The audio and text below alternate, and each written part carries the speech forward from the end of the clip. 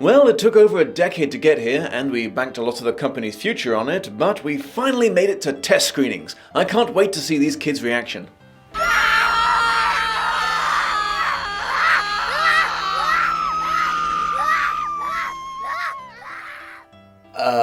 Do you want me to call the editors and ask them to take another crack at it? If you wouldn't mind.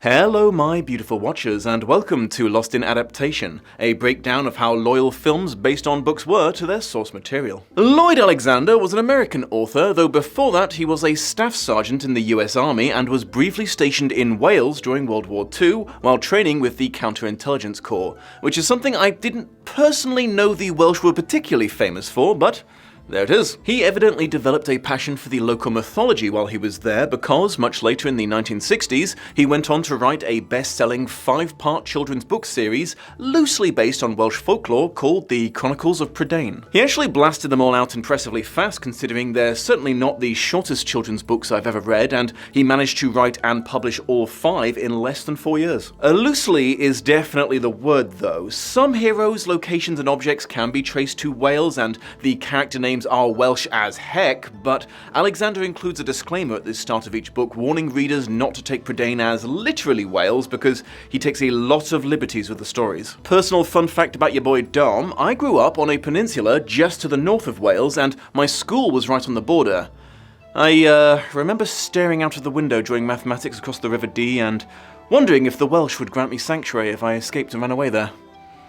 I was a bit of a miserable student. Anyways, while it's pretty universally accepted that all modern fantasy literature is in some way influenced by Daddy Tolkien, I have to say, these books are less subtle about it than most. There's a very important MacGuffin that tempts otherwise good people to evil. The main plot concentrates on an unassuming young man from the countryside, while the more traditional masculine hero is off doing side quests. There's a little pathetic dude with questionable loyalties who tags along with the adventuring party. Seemingly small acts of mercy come back around to save the day, and the POV character gets conveniently knocked out every time extreme violence the author doesn't want to subject his innocent young readers to needs to occur to advance the plot. Honestly, it sometimes kind of skirts the line between influenced and straight up derivative. That said, as Tolkien knockoffs go, this one is still a pretty high quality product. Alexander may not have been the most original writer, but he was a talented writer. I didn't know about these books when I was age appropriate for them, but I am certain that we Dom would have enjoyed them quite a bit. So, Walt Disney Productions, I'm sure you've heard of them, quite into castles,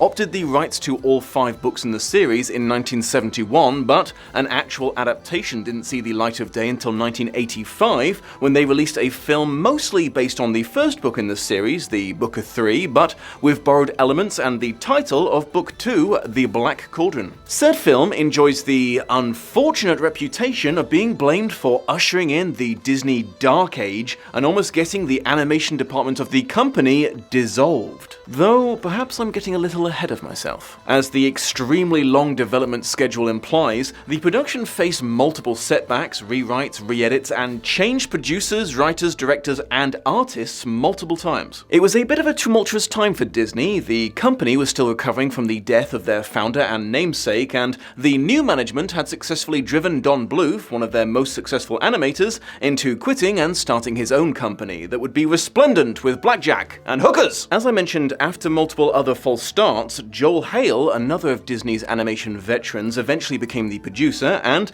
the film ended up with 2 directors, Ted Berman and Richard Rich. Yeah, apparently this guy's parents really named him Rich Rich. According to Hale, Disney decided to delve into Prydain because they wanted to tap into the extensive teenage movie-going audience and presumably thought that a fairy tale with slightly heavier themes would be the best way to go about it. Unfortunately, that is definitely not what they ended up making, but I am jumping ahead again. Allegedly, some rather outlandish concept art by a young animator by the name of Tim Burton was utterly rejected, as the studio was somewhat fixated on the movie being as visually reminiscent of Sleeping Beauty as possible. There were also, allegedly, some delays while the film's animators learned to draw people better. I feel like there were some hints that maybe they shouldn't have bet the house on this one. It was the first Disney animated film to receive a PG rating, as well as the first Disney animated film to feature computer-generated imagery. The film's release was delayed yet another year when a test screening reportedly traumatized a theater's worth of children, and a panicked Jeffrey Katzenberg, Disney's chairman, sent it back to the editing room to tone it down somewhat. Considering the source material, I would have expected at least a few Welsh accents in the mix, but Disney elected to employ a mostly English cast, which I guess is geographically close, but it still made the very Welsh-sounding name sound a little odd to me. Shockingly, Katzenberg demanding that the film be sliced up almost beyond recognition at the 11th hour didn't improve matters, and the film performed so poorly at the box office, Disney had a bit of a Tiger King moment regarding the future of their animated films. There's probably a lot of alternate universes out there where The Lion King, Lilo and Stitch, Mulan, Moana, and Encanto, all of them were never made because of this film. Oh, and no Frozen too. Then what would our nieces have forced us to watch and sing with them over and over and over and over and over again? What a world that would have been. But yeah, history remembers The Black Cauldron as the film that nearly destroyed Disney, but does Lloyd Alexander's book hold any blame for that, or was it a victim of poor adaptation? Let us speak on that. Okay, well, at least the title isn't made ironic, because there is a nasty-ass cauldron that has the slightly nebulous ability to create powerful henchmen for whoever owns it. And there is a villain called the Horned King, and his name is pretty literal. Starting on the plot, a well-intentioned idiot called Taran is made an assistant pig keeper of a little white swine called Hen Wen, which isn't as menial as it sounds at first, because she's apparently a magical sapient pig with scrying powers. Taran immediately does a bad job, as he allows her to become super lost moments after his promotion. Early in his attempt to find her, Taran runs into Gurgi, the manifestation of the question, how could we make Gollum really annoying? Taran is eventually captured by his enemies and locked in a dank cell, where he's rescued by a young lady called Elanwe, who owns a glowing orb and seems only mildly interested in what's going on around her. She leads him out of the castle through a secret tunnel that's also apparently a burial chamber for a long-deceased king, whom they borrow an ancient magical sword from. They pick up a new companion in the form of a bard called Fluta Flam, whose harp has the unusual tendency to self-destruct one string at a time whenever he embellishes the truth. I can't really incorporate the point when the quest switched from finding Hen Wen to destroying the Black Cauldron in this section of the review, as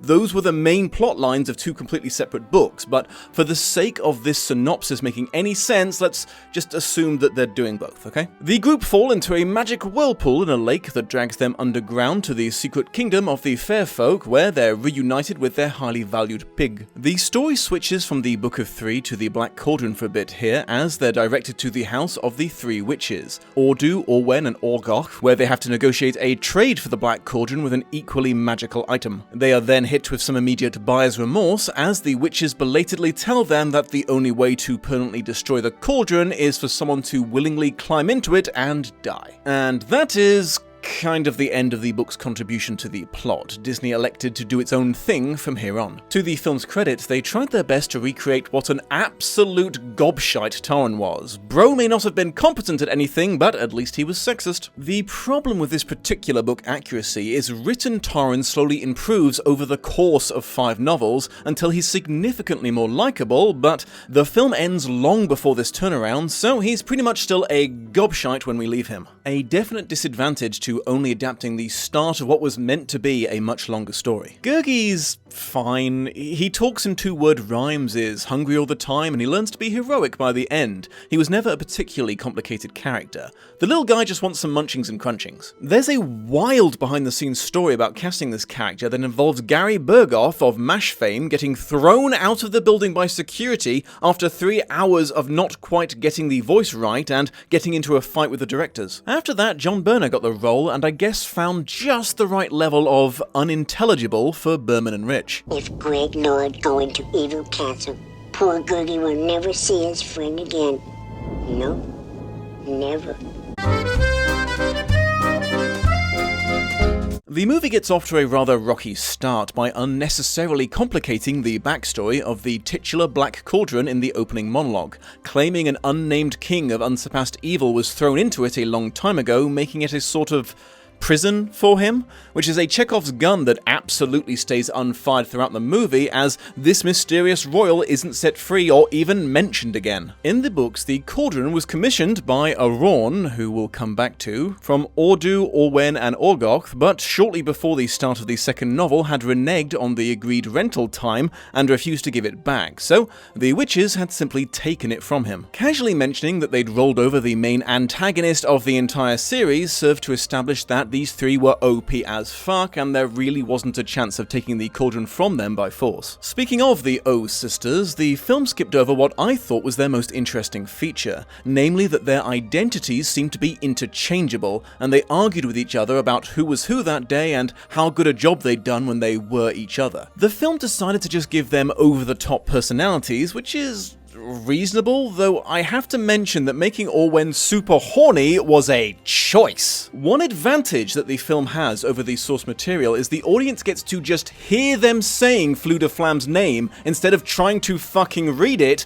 because this is how it's fucking spelt. I don't know if it was the dyslexia or the not being Welsh thing, but I had to constantly override my brain's insistence that this guy was called Fleur de Flamme. Anyways, Fleur de was a lot younger in the book, and while he wasn't exactly a serious character, I feel like he was the butt of the joke less. His whole deal was certainly less like the film's lol, look at this guy, he's old and stupid theme. However, done significantly dirtiest by the film was Dolly. First of all, I should mention that despite the book's use of the term the fair folk to describe them, which does usually imply fairies, Dolly and the other underground dwellers were actually dwarfs, trolls, and other not particularly fair creatures. I don't know if making them more literal fairies was just because they wanted to slip Tinkerbell in there, or because they didn't want to have to explain the irony of the name, but there it is. The Dwarf King was actually pretty funny in the book. He made a big stink about holding them prisoner for decades and having no intention of helping them on their quest, and that he was going to cut off his kingdom from the realms of men because of their mortal corruption of everything, but all the gang has to say is, okay, but what if you did help us? And he was like, fine, give them supplies and a guide and help them on their way. He was quite easy to convince. Dolly said Guide's main problem is the filmmakers just clearly had no interest in him whatsoever. Not only was his entire sub-arc removed, that he was born without his family's inherent power to turn invisible, but gets granted it by the end of the book and ends up hating being invisible in the sequel, he also just fucks off completely after a while. They write him out of the story like 10 minutes after he joined it. The horny king of the film has very little in common with his book counterpart. The original was a lot more human, as his horns and scary face were just a mask, but he never spoke, giving him a mysterious, malevolent presence, unlike the guy in the film who never shuts the fuck up, and not for nothing, but my dude was supposed to be jacked as shit. Look at them gains, bro. He was also always leading his army from the front and did all of his fighting personally with a giant dock-off sword. You just know this guy takes hot dudes home every night while this guy spends all day posting rants on incel forums.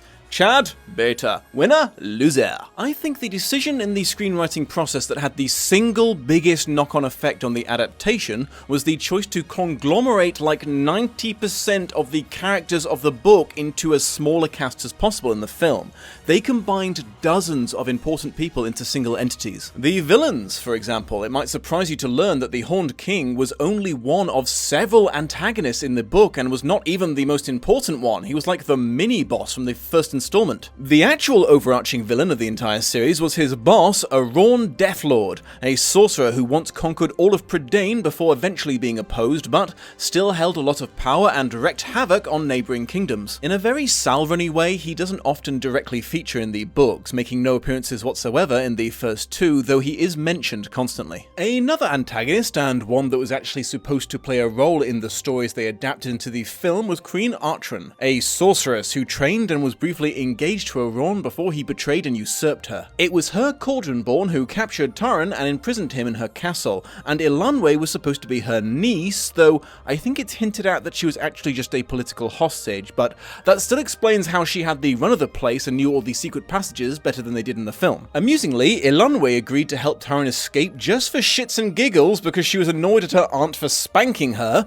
Then when they took the magic sword on the way out, the entire castle collapsed, which she thought was even more funny. As you can tell, there was an impressive chaotic energy to Elanwe in the book that they didn't recreate in the film, which is a damn shame. An even more interesting semi-antagonist was Eladir, an insecure prince not in the line of succession, so desperate for fame and honor to call his own, he actively screws over the rest of the adventuring party and fully tries to kill them so he can take credit for their achievements. He's redeemed in death though, as after failing in his mission, he's the one who chose to sacrifice himself to destroy the Black Cauldron once and for all, and unlike Gurgi, who took over this role in the film, he doesn't come back to life. It made for a lot more nuance in the plot than Gurgi overcoming his honestly pretty damn understandable instinct to avoid trouble because, you know, he's just a little dude. He's tiny, what do you expect from the poor fucker? I feel like it took a while for screenwriters to fully understand that if you undo an ultimate sacrifice, you also completely erase the impact it has on the audience. You just can't have your cake and eat it when it comes to noble ends. The film, after combining all of these villains into one guy, apparently decided to throw in a random little goblin fella, I guess because one annoying little guy wasn't enough. Predane's heroes actually get it worse than the villains though, as they're not just combined, with the exception of the main six, they're just erased altogether. The most significant was Prince Gwydion, the Aragorn of the series. You know, the classic fearless expert swordsman hero who pops in and out of the story to do all the actual fighting while the protagonist gets knocked unconscious. He nursemaids Taran through the start of his adventure, though they get separated fairly quickly when there's a case of mistaken identity in the castle dungeon, which resulted in Fluda getting rescued instead of him. Well, if this Fluda was the man in the dungeon, then where the hell is Gwydion? Well, I don't know. He must have still been in the castle. Oh. Well, then he's dead. He's definitely dead. Other heroes left on the cutting room floor include Cole, a bald retiree who oversees Taran's work on the farm, who our boy slowly but surely learns was an absolute badass in his youth, and Daran, a young man granted prophetic dreams of the future by a magical brooch that he passes on to Taran when he's tragically, mortally wounded in battle. This brooch was the item that T-Bone had to trade for the Cauldron originally. It had a lot of the same narrative issues as the sword that he had to give up in the film, as while it was a super helpful item, the dude had it for all of 5 minutes before this, so he and the audience really didn't have time to get attached to it. There technically is a magic sword involved in the book, but it doesn't have a lot in common with what we saw in the film, which appears to work a bit like Bastion's sword from the unadapted second half of the Neverending Story. It does all the heavy lifting for its wielder skill-wise, and is apparently part lightsaber. Also, whoa, kid!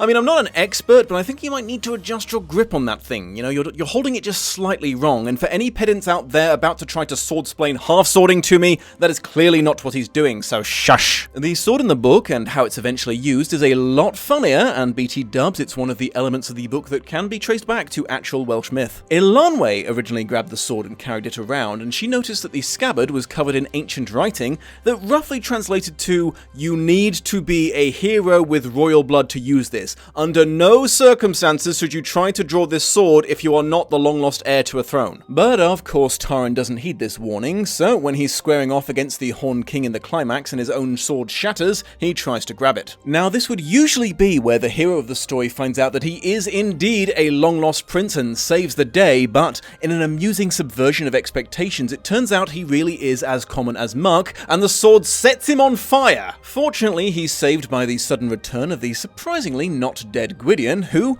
off-page, had been informed by Henwen what the Horned King's real name was, which Ursula K. Le Guin style had given him ultimate power over the dude and caused him to self-destruct. Back to the pits of hell with you, you foul fiend!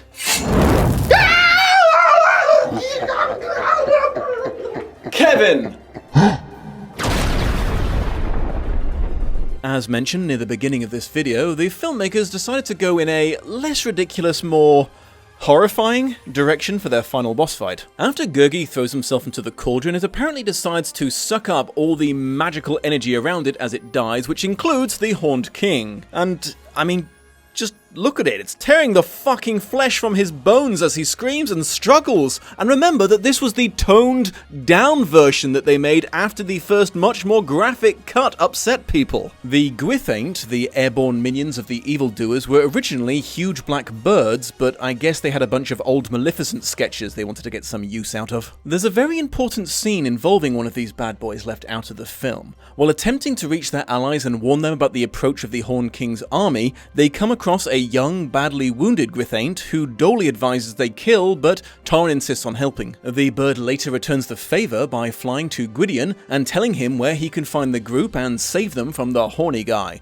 proving that small acts of mercy can save the world. Hey, I said it was an important scene, not an original one. Final thoughts. So, no, I don't think that Lloyd Alexander can be assigned any blame for Disney's near-death experience. They basically adapted all of the least interesting parts of his books into the film. If this really was an attempt to appeal to a teen audience, then I have to assume that no one involved had ever met or been a teenager. They made what is definitely a children's movie, but with scenes of blood and gore in it, so the older kids would be bored and the younger ones would have nightmares. I'm sure this film holds some value to Disney scholars. There's a lot of recognizable elements of the films that came before it hidden in there, and hints of things to come in later, better films, but as an adaptation, I really cannot advise that fans of the book stay away from it hard enough, which is the ultimate failure as far as I'm concerned. I probably should have just dubbed this one in name only, but there was just enough of the books in there for me to be frustrated that there wasn't more.